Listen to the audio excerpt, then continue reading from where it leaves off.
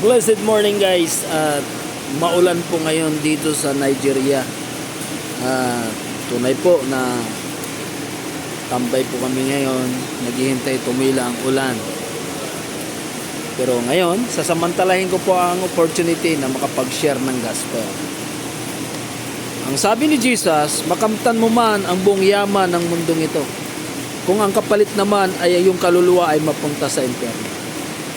Kaibigan, kapwa ko Pilipino, sir, ma'am, ang yaman ng tao sa mundo, ang mga katungkulan, sabihin na natin, ikaw ang manager, ikaw ang may-ari ng kumpanya, ikaw ang CEO, ika nga, o ikaw ang supervisor, foreman, lahat ng yan ay may hangganan ang kapangyarihan.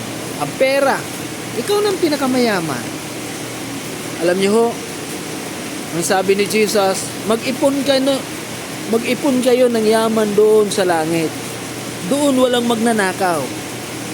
Wala pong anay na kumakain o sumisira ng kayamanan na iniipon niyo. Dito lang yan sa mundo. Yun ang sinasabi ng Panginoon. Kaibigan, malalim po ang pagkasabi ng Diyos yan. Hindi ba natin kailangan ng pera? No, kailangan po natin ng pera. Ako, kahit na ako'y nangangaral ng Word of God, naging pastor ako, naging evangelist ako, nagmi-mission ako, nagtatrabaho po ako araw-araw para sa pamilya at para din sa mission na pinagkaloob ng Diyos sa atin. Kaya, ang buhay natin dito sa mundo ay temporal lang to. May kanya-kanya tayong duty, responsibility, may kanya-kanya tayong tungkulin. Ang yaman po ay kinakasangkapan po natin yan para matapos ang pinapagawa ng Diyos sa atin. Nawa ay magiging channel of blessing tayo, mga mayayaman. Huwag ho natin apakan ang mga maliliit na tao.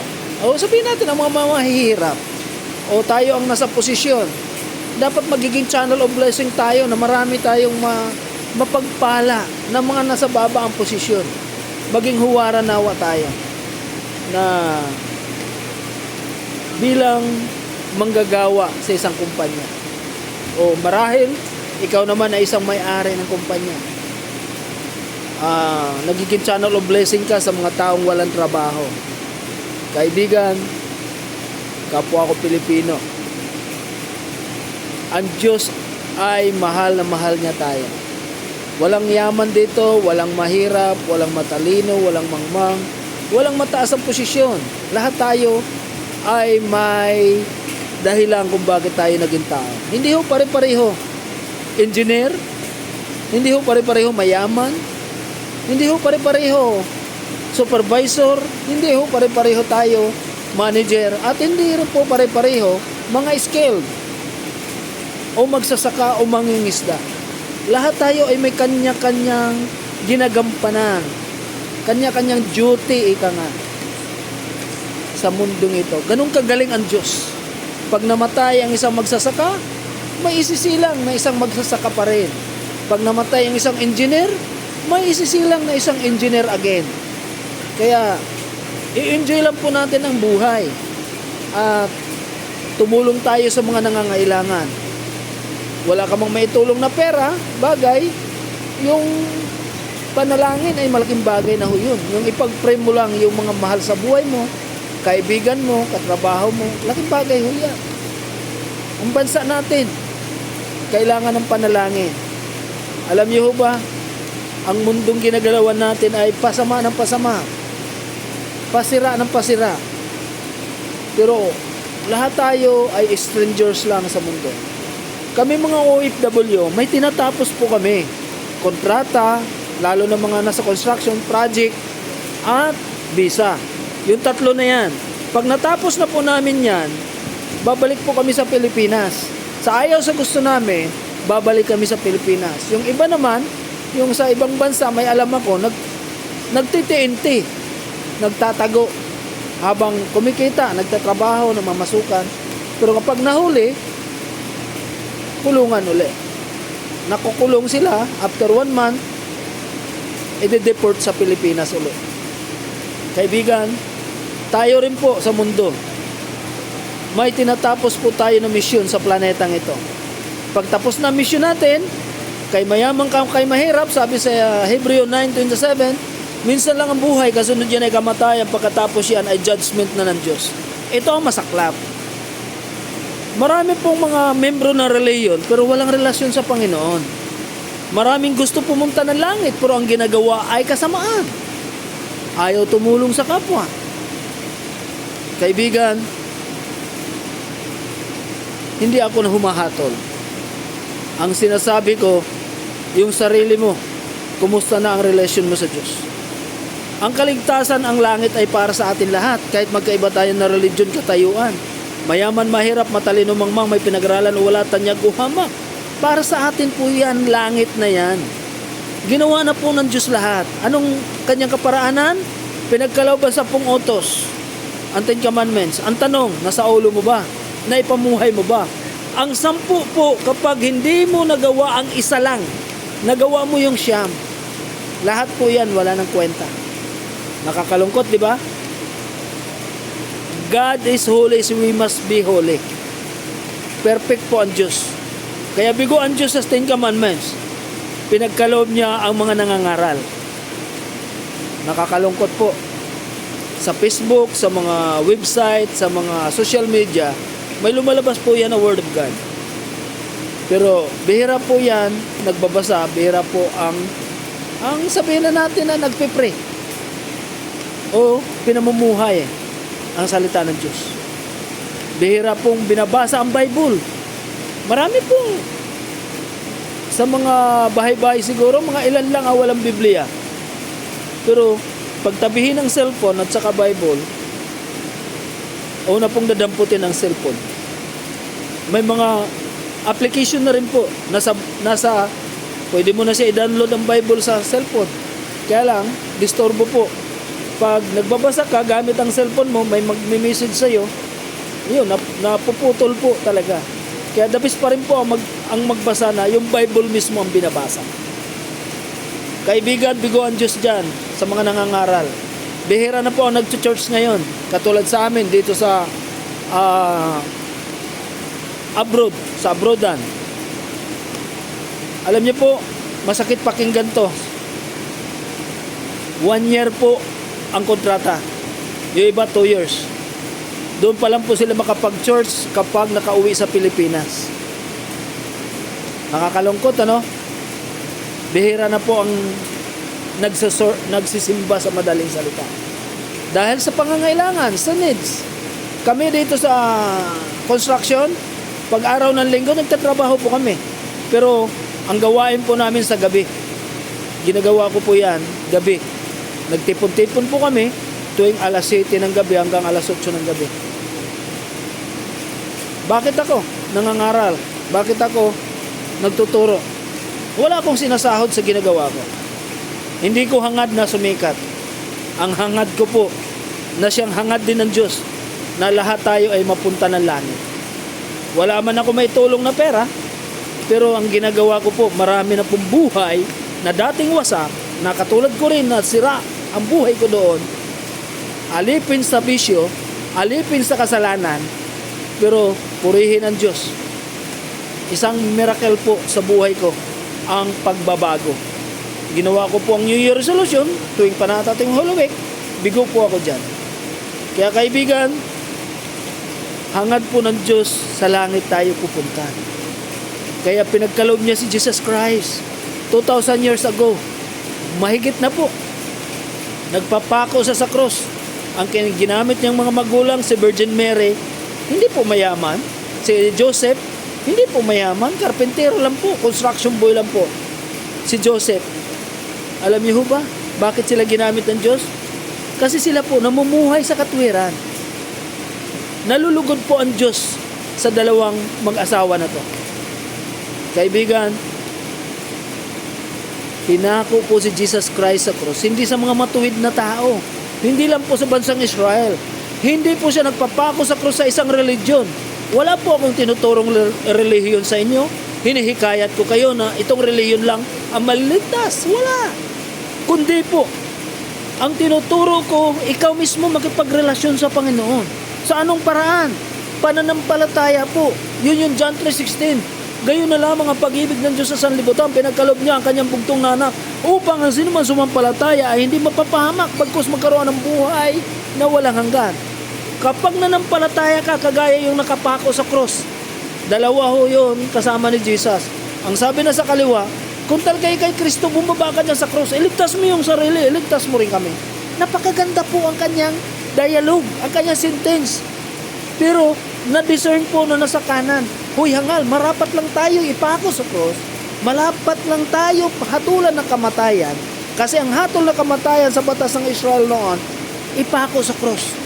At isa rito si Jesus Christ, kinasuhan ng pamumusong o blasphemy, pinako sa cross. Kaibigan, sabi na sa kanan, marapat lang tayo ipako sa cross. Pagkatapos niya pagsabihan na nasa kaliwa, humarap siya kay Jesus. Take note last 2 minutes, ang life na lang nila, ang buhay na lang nila. Sabi niya, Panginoon, kapag ikay maghari na, alalahanin mo ako.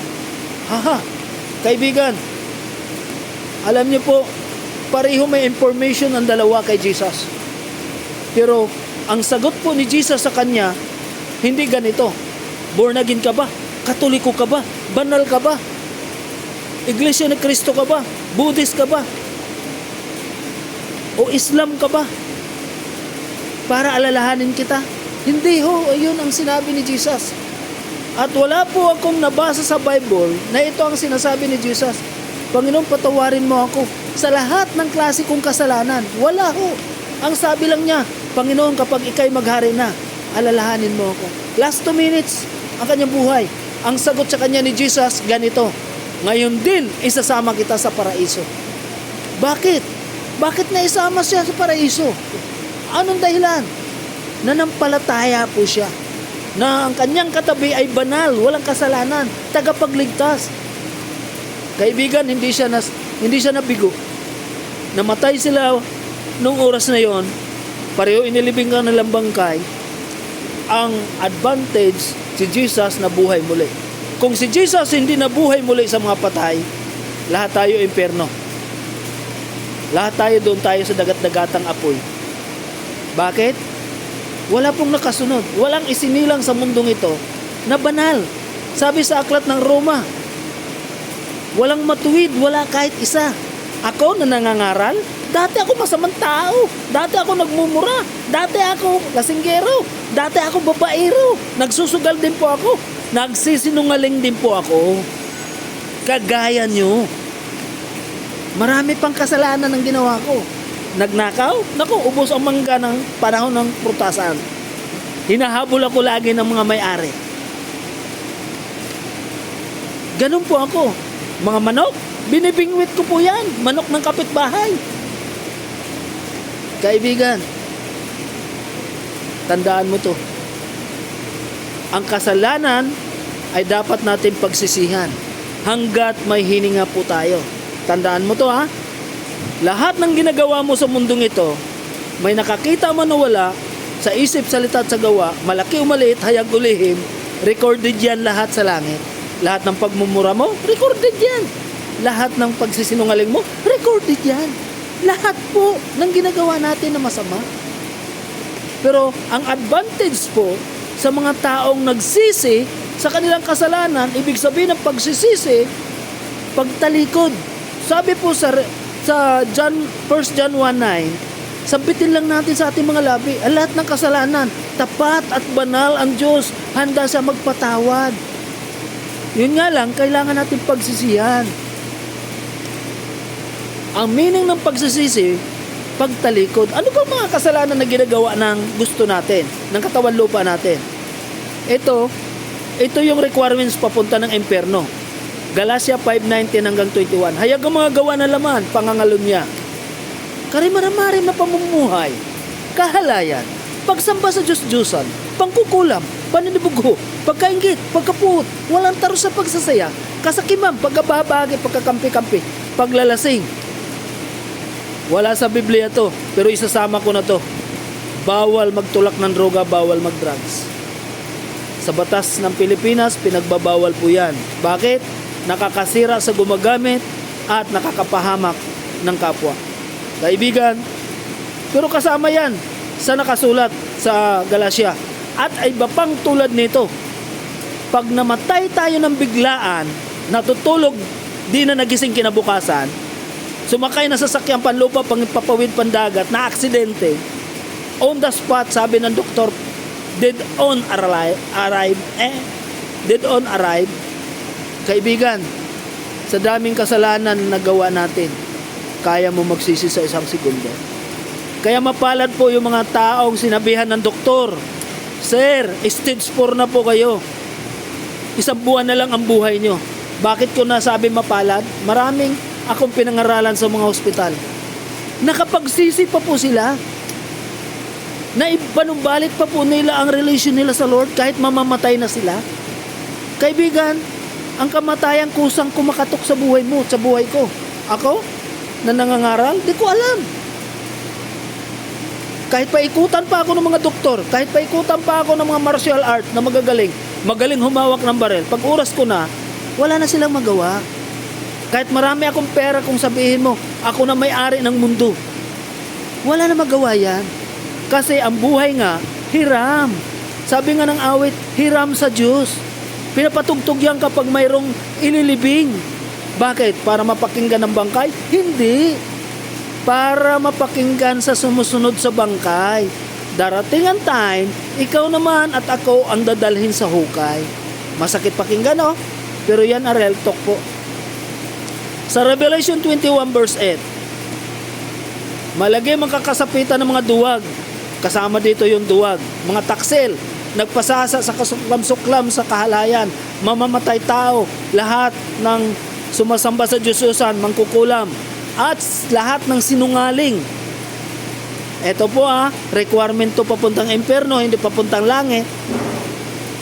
Sila ay ibubulid sa naglalagablab na asopre na siyang pangalawang kamatayan. Ang hatol po ng Diyos, sayot sa akin, kapag hindi natin napanumbalik ang relasyon natin sa Lord, kahit membro ka ng relihiyon, impyerno po tayo. I-describe ko lang po sa iyo ang impyerno, baka hindi inyo nabasa ang Biblia, o baka hindi inyo napakinggan, o sabihin nyo sa akin, bakit nakarating ka na sa impyerno? Kaibigan, alam niyo po ang kwento kay Lazaro at saka ang mayaman. Si Lazaro ay tadtad na sugat ang kanyang katawan mula ulo hanggang talampakan. Itong mayaman, talagang ubod ng yaman. Nag-enjoy sa buhay. Ang inaabangan ni Lazaro kapag kumain tong mayaman, pumupunta po siya doon sa bahay ng mayaman. Kapag may nalaglag na mga mumu sa dulang o sa misa, yun ang pagkain po ni Lazaro. Araw-araw po yun. Si Jesus po mismo ang nagkwento nito, hindi kinikwento ko lang ang nakasulat sa Bible. Ang mga nabasa ko. At sabi ng kwento, sa araw-araw na ginagawa nila sa parot parito sa mayaman, sa bahay ng mayaman, nadaanan sa ng mga aso. Dinilaan ang kanyang sugat kasi nagnanaknak, parang pigsa sa madaling salita. At namatay po si Lazaro. Sabihin na natin sa medical na findings, namatay sa rabies. At sabi ni Jesus sa kwento niya, namatay din niya ang mayaman. Pero walang kwento si Jesus kung anong klaseng kinamatayan ng mayaman. Siguro sa panahon natin ngayon, sa akin lang namatay siya sa stroke. Inatake. Bakit? Too much food Maraming pagkain. Kaibigan, nagpangita po sila sa kabilang buhay. Ito po ang kanilang kinalagyan. Si Lazaro, kasama ni Amang Abraham, at lalo tigit, inaaliw ng mga angels. Itong mayaman, doon siya sa apoy, sa Hades. Naglulumangoy. Nagpapangita po sila, pero may pagitan na bangin na walang hanggang kalaliman. Pag sinasabing walang hanggang kalaliman, pag nalaglag ka, wala kang pagsasayaran. Sabihin na natin universe, nasa atmosphere. Pag nahulog po kayo sa universe, pag lumabas na kayo sa planetang Earth, wala po kayo pagsasayaran doon. At ito po ang nangyari. Magkakilanlan pa rin po ang dalawa. Sabi ng mayaman, Amang Abraham, kung maaari po, papuntahin mo si Lazaro sa aking kinaroonan.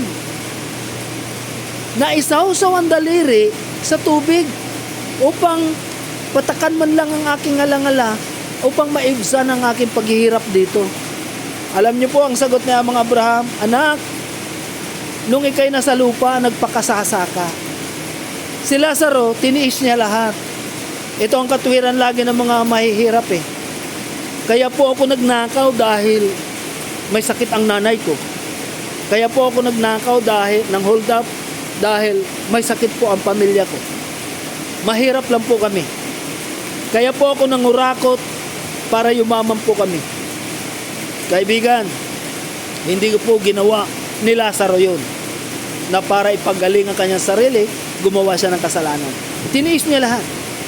At alam niyo po, ang sabi ni Amang Abraham, di makaparoon sa iyo si Lazaro, kasi may walang hanggang kalaliman ang pagitan. Sabi ng mayaman, kung ganun po, utusan mo na lang si Lazaro pumunta sa mundo. May 5 akong kapatid. Ayaw ko silang pumunta rito. Alam ko rin ang mga pinagagawa noon eh. Dito rin ang destinasyon noon.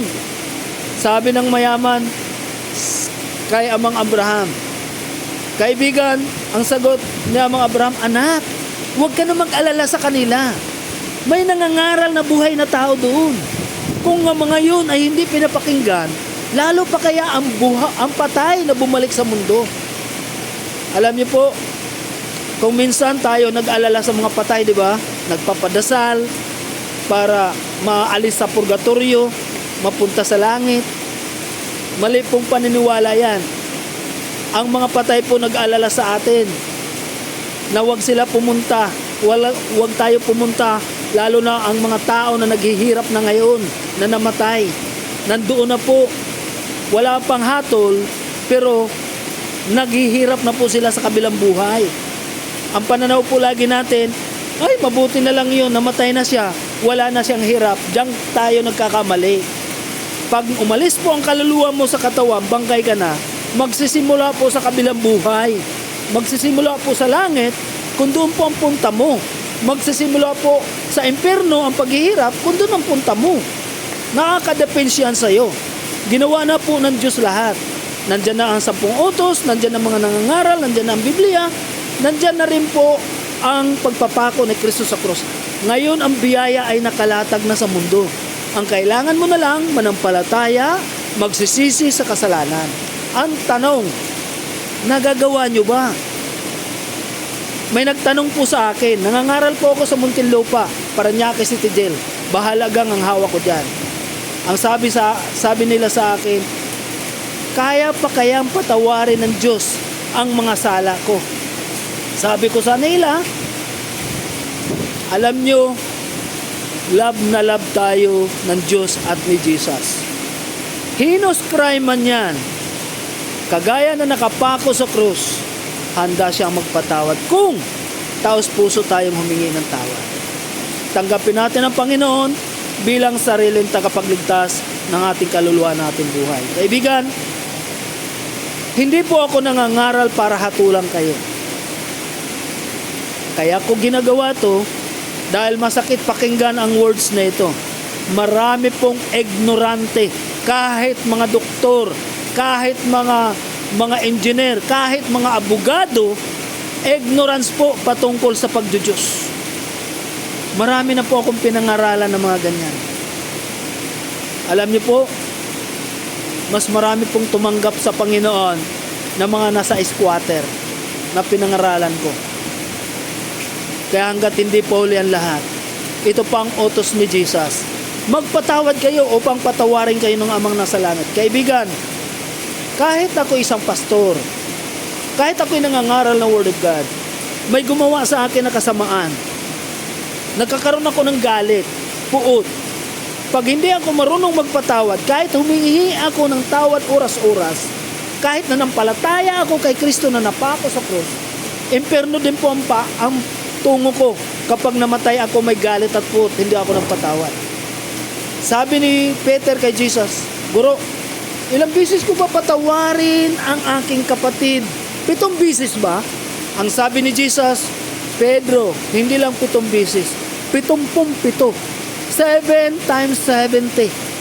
Sa isang araw lang ho yun.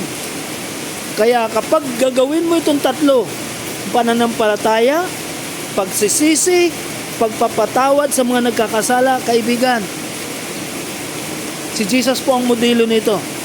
Ama ko, patawarin mo sila bago siya nalagutan ng hininga sa cross. Hindi nila alam ang ginagawa nila sa atin. At mabigat tong utos na ito. Mahalin mo ang iyong kaaway. Kaya mo? Di mo kaya yan kung wala kang relasyon sa Panginoon.